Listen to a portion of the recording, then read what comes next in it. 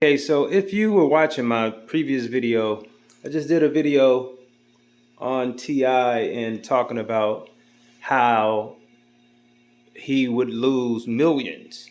And what they do to you once you become a part of a certain elite group out in Hollywood, you get like 10 years of fame. Some get extended because they do more.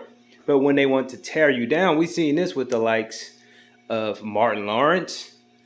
We've seen this with the likes of many of A-listers that's become drug addicts because they were defamed, or ask Monique what happened when Tyler Perry and Oprah Winfrey. Now, to get at the point at hand, ever since T.I.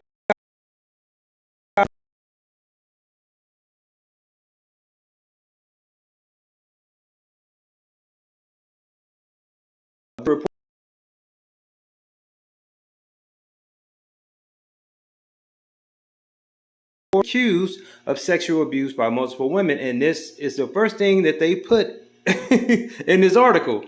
Now, T.I. would not be returning for the Marvel Studios' upcoming Ant-Man and the Wasp: Quantumanium. The embattled rapper and actor is not a part of the cast, the Hollywood Reporter has learned, but it's unclear whether this is related to recent accusations of sexual abuse he is facing alongside his wife, musician Tiny. And of course, this is because they go to the next paragraph and say, on Monday, an attorney representing 11 alleged victims accused the couple of crimes including sexual abuse, forced ingestion of illegal narcotics, kidnapping, false imprisonment, intimidation, assault, and harassment. The attorney, Tyrone A. Blackburn, is asking authorities in California and Georgia to open up investigations.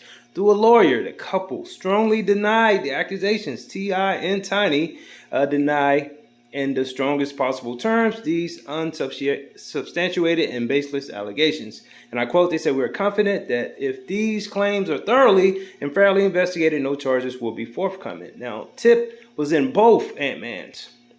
Yeah, and he played Dave alongside Paul Rudd's character, Scott Lang, who was Ant-Man. Ant-Man 3 is still in development. Now, it is as bright as they like. The reason they took him out, Marvel is the top of the food chain. Marvel sets the bar in Hollywood. The biggest movie of all time is Avengers Endgame, and Marvel owns that. Now, elsewhere, VH1 has halted production of the reality show T.I. and Tiny Friends and Family Hustle last month in light of claims against the couple. So this is just the beginning. They are coming for every penny T.I. has. Yeah. It's time, like I said in my previous video, it's time for him to get back to the humble days, re-strategize. You can't win against elites. And the worst thing you could be in Hollywood is accused of a lot of sexual crimes, a lot of pedophilia, a lot of drug-related charges. Say goodbye, Disney. Say goodbye, Marvel. Anything that has children attached to it is done. Yeah.